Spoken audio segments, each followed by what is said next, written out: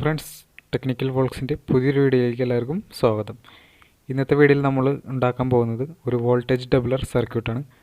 വളരെ എളുപ്പത്തിൽ തന്നെ നിർമ്മിക്കാവുന്ന ഈ സർക്യൂട്ട് നമുക്ക് വീഡിയോ മുഴുവൻ കണ്ട് മനസ്സിലാക്കാം. വീഡിയോയിലേക്ക് പോകുന്നതിന് മുമ്പ് ചാനൽ ഇതുവരെയായിട്ടും സബ്സ്ക്രൈബ് ചെയ്യാത്തതാണെങ്കിൽ ഇപ്പോൾ തന്നെ ചാനൽ സബ്സ്ക്രൈബ് ചെയ്ത് ബെല്ലൈക്കൺ ഓൺ ചെയ്ത് വയ്ക്കുക. അപ്പോൾ ഞാനിടുന്ന വീഡിയോ നിങ്ങൾക്ക് അപ്പോൾ തന്നെ നോട്ടിഫിക്കേഷനായിട്ട് ലഭിക്കും. അപ്പോൾ നമുക്ക് നേരെ വീഡിയോയിലോട്ട് പോകാം.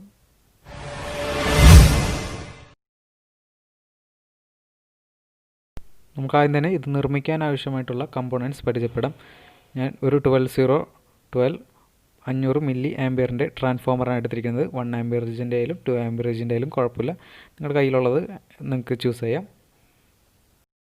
ഞാനിപ്പോൾ ഇവിടെ എടുത്തിരിക്കുന്നത് 2200 മൈക്രോഫാരഡ് 50 വോൾട്ടിൻ്റെ കപ്പാസിറ്ററാണ്.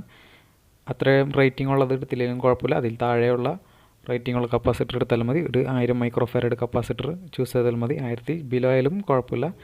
ഒരു 470 മൈക്രോഫാരഡിന് മേലെയുള്ള ചൂസ് ചെയ്യാൻ ശ്രമിക്കുക. 12 വോൾട്ടേജിൻ്റെ ട്രാൻസ്ഫോമറാണ് ഉപയോഗിക്കണമെങ്കിൽ 25 വോൾട്ടിൻ്റെ കപ്പാസിറ്റർ മിനിമം ഉപയോഗിക്കണം. പിന്നെ ആവശ്യമായിട്ടുള്ളതാണ് നമുക്ക് ഡയോഡ്. 2 ഡയോഡ് എടുത്തിട്ടുണ്ട്. IN4007 ഡയോഡാണ് ഞാൻ എടുത്തിരിക്കുന്നത്. അല്ലെങ്കിൽ 1 ആംപിയറേജിൻ്റെ ട്രാൻസ്ഫോമറാണെങ്കിൽ 1 ആംപിയറിൻ്റെ ഡയോഡോ, അല്ലെങ്കിൽ 2 ആംപിയറേജിൻ്റെ ട്രാൻസ്ഫോമറിൽ 2 ആംപിയറേജിൻ്റെ ഡയോഡോ നിങ്ങൾക്ക് ചൂസ് ചെയ്യാം. അപ്പോൾ നമുക്ക് ഈ ട്രാൻസ്ഫോമറിൽ കാണാൻ പറ്റുന്നുണ്ട് 3 ഔട്ട്പുട്ട് വയറുകളുണ്ട്. അതായത് 12, 0, 12 ആണ്. ഇതിലെ നടുക്കത്തെ ബ്ലാക്ക് വയറാണ് അതിൻ്റെ 0, ബാക്കി 2 12 ഔട്ട്പുട്ടാണ്. അപ്പോൾ നമുക്ക് ഇതിന് ഒരു 12, 0 മാത്രം ആവശ്യമുള്ളൂ. ഇത് നമുക്ക് കപ്പാസിറ്ററുകൾ കണക്ട് ചെയ്യാം. അപ്പോൾ കപ്പാസിറ്ററുകൾ കണക്ട് ചെയ്യുന്നത് ഇവിടെ സീരീസ് ആയിട്ടാണ്. അതായത് ഇതാണ് കപ്പാസിറ്ററിൻ്റെ പോസിറ്റീവ് സൈഡ്, വരെയുള്ള ഭാഗമാണ് കപ്പാസിറ്ററിൻ്റെ നെഗറ്റീവ് സൈഡ്. അപ്പോൾ അത് തമ്മിൽ നമുക്ക് ജോയിൻ ചെയ്യാം. അപ്പോൾ ഞാനൊരു കപ്പാസിറ്ററിൻ്റെ നെഗറ്റീവും മറ്റൊരു കപ്പാസിറ്ററിൻ്റെ പോസിറ്റീവും തമ്മിൽ സോൾഡർ ചെയ്തിട്ടുണ്ട്.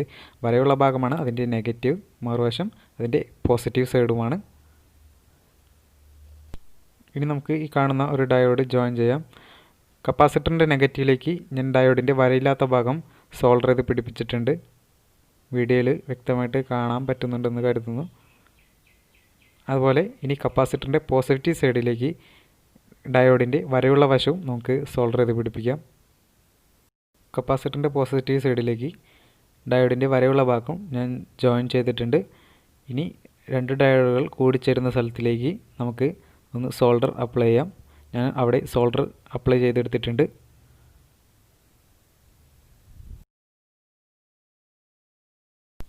ട്രാൻസ്ഫോമറിൽ നിന്നുള്ള 12, 0 വയറുകൾ ഞാൻ സെലക്ട് ചെയ്തിട്ടുണ്ട്. അതിൽ 12 ഞാൻ ഡയോഡുകൾ കൂടിച്ചേർന്ന് നിർത്തുകയാണ് സോൾഡർ ചെയ്ത് പിടിപ്പിക്കേണ്ടത്. അതുപോലെ 0 ആയത് നമുക്ക് കപ്പാസിറ്ററുകൾ ജോയിൻ ചെയ്തെടുത്തേക്കും സോൾഡർ ചെയ്ത് പിടിപ്പിക്കാം. അപ്പോൾ ഞാനത് വീഡിയോയിൽ കൃത്യമായിട്ട് കാണിച്ചു തരാം.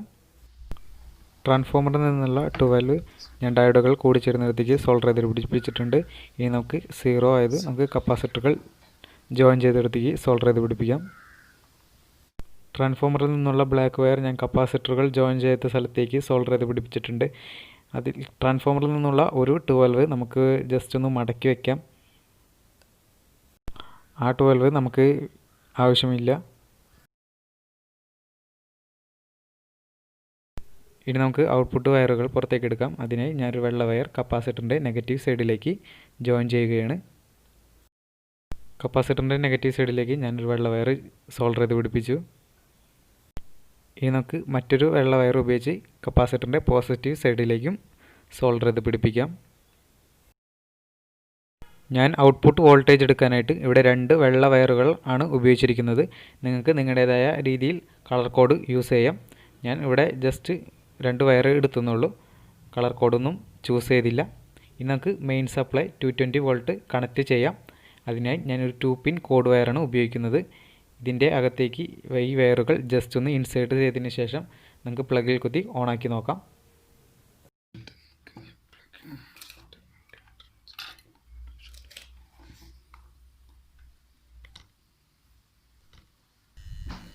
അപ്പോൾ നമ്മുടെ മെയിൻ സപ്ലൈ ഞാൻ കണക്ട് ചെയ്തിട്ടുണ്ട്. ഇനി നമുക്ക് മൾട്ടിമീറ്റർ ഉപയോഗിച്ച് ഇതിൻ്റെ ഔട്ട്പുട്ട് വോൾട്ടേജ് നോക്കാം.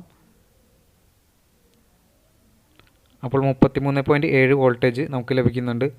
ഇതൊരു 12 വോൾട്ടിൻ്റെ ട്രാൻസ്ഫോമറാണ്. ഏകദേശം ഒരു 24 വോൾട്ട് അല്ലെങ്കിൽ ഒരു 28 വോൾട്ടിൻ്റെ റേഞ്ചിലായിരുന്നു നമുക്ക് കിട്ടേണ്ടത്. പക്ഷേ നമുക്ക് ഇപ്പോൾ ഇവിടെ ലഭിച്ചത് അതിന് കൂടിയൊരു വോൾട്ടാണ്. നമുക്ക് എന്തായാലും കപ്പാസിറ്ററുകളൊന്ന് മാറ്റി നോക്കാം. ഞാൻ പ്രതീക്ഷിച്ചതിലും കൂടുതൽ വോൾട്ടേജാണ് ഇപ്പോൾ ലഭിക്കുന്നത്. ഞാനിപ്പോൾ കപ്പാസിറ്റർ മാറ്റിയിട്ടുണ്ട്. കുറഞ്ഞ റേറ്റിംഗ് ഉള്ള, അതായത് മൈക്രോ ഫാരഡ് കുറഞ്ഞ കപ്പാസിറ്ററാണ് ഞാനിവിടെ യൂസ് ചെയ്തിരിക്കുന്നത്.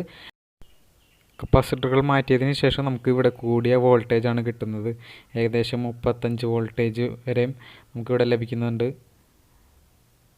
അപ്പോൾ നമുക്ക് ഇതിൻ്റെ ട്രാൻസ്ഫോമറിൻ്റെ ഔട്ട്പുട്ട് AC വോൾട്ടേജ് നമുക്ക് ഒന്ന് ചെക്ക് ചെയ്യാം. ഞാനിപ്പോൾ മൾട്ടിമീറ്റർ ACയിലേക്ക് ഇട്ടിട്ടുണ്ട്. എന്നിട്ട് നമുക്ക് നോക്കാം. നമുക്കൊരു 12.5 വോൾട്ടേജ് നമുക്ക് ഔട്ട്പുട്ടായിട്ട് ലഭിക്കുന്നുണ്ട്. അത് കൃത്യമായിട്ടൊരു വോൾട്ടേജ് തന്നെയാണ് നമുക്ക് ഈ 12 വോൾട്ടിൻ്റെ ട്രാൻസ്ഫോമറിൽ നിന്ന് ലഭിക്കുന്നത്. അപ്പോൾ വീഡിയോ ഇവിടെ പൂർണ്ണമാവാണ്. വീഡിയോ ഇഷ്ടപ്പെട്ടാൽ ലൈക്ക് ചെയ്യുക, ഷെയർ ചെയ്യുക. ചാനൽ ഇതുവരെയായിട്ടും സബ്സ്ക്രൈബ് ചെയ്യാത്തവരാണെങ്കിൽ ഇപ്പോൾ തന്നെ ചാനൽ സബ്സ്ക്രൈബ് ചെയ്ത് ബെല്ലൈക്കൺ ഓൺ ചെയ്ത് വയ്ക്കുക. അപ്പോൾ ഇനി നിങ്ങളുടെ മുന്നിലേക്ക് പുതിയ വീഡിയോയുമായി വരുന്നവരെ